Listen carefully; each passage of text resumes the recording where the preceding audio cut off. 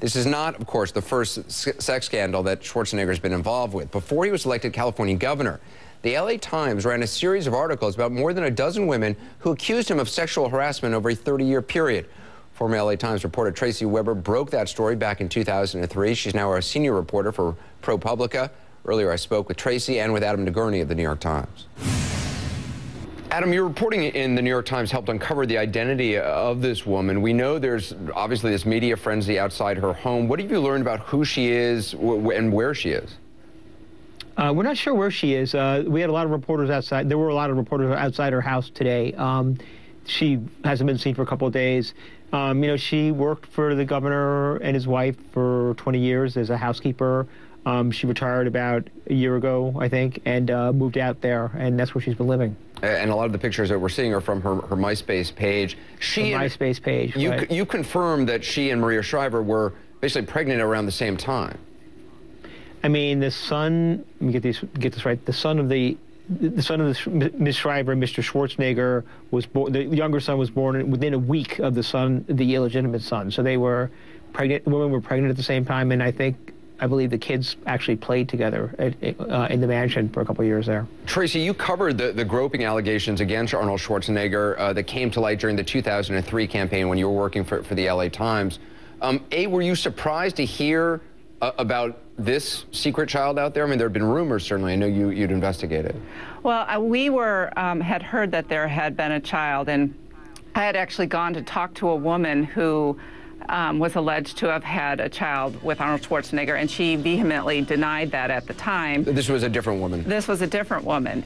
But I wasn't surprised, but I'm actually quite surprised that it hadn't come out earlier than this. That he's been able to keep it secret this long. Right. When you investigated the groping allegations and you talked to a number of the women involved, it's kind of surprising. I mean, explain what happened after those allegations were revealed.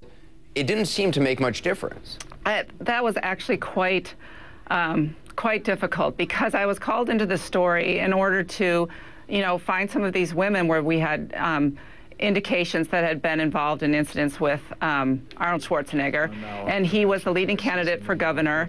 And I tracked down these women, and I started talking with them, and it was very difficult for them to talk about these things that had happened to them, because he was in a position of power, and they were not only had things happen to them, like he had groped them, he had pinned one of them between a friend of his and kissed her aggressively, and laid on top of one of the other women. This was while on movie sets. These were women who were working on movie sets. Right, these were women working on movie sets, and it was very difficult to convince them to go public with this, because once you're out in the open like that, you can face a lot of, questions and issues and comments, and it kind of marks you. And they, by the end of talking to them, agreed that it was important for voters to know that this had happened. And, we checked these women out. We validated their stories. We found people they told at the time. We, we even checked criminally, civilly. These were really validated stories. And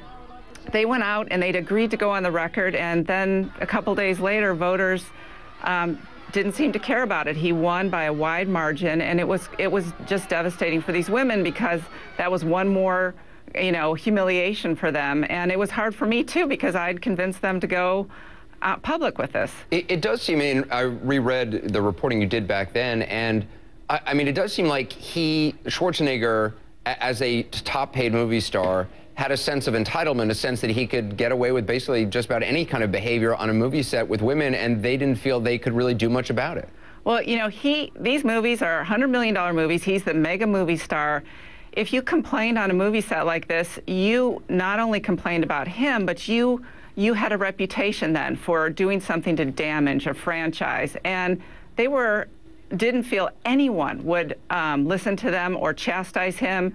And, I spoke with a lot of women that didn't want to have their stories shared as well, and there was a sense that no one was going to tell him no, because he was the money. In terms of where this story goes, Adam, as a reporter, what are you most interested in at this point? I guess it's an interesting question because of what people are interested in generally in these days. I mean, I think there'll still be a lot of interest in the questions you're raising, how long they were together, how why it took so long for his wife to find out.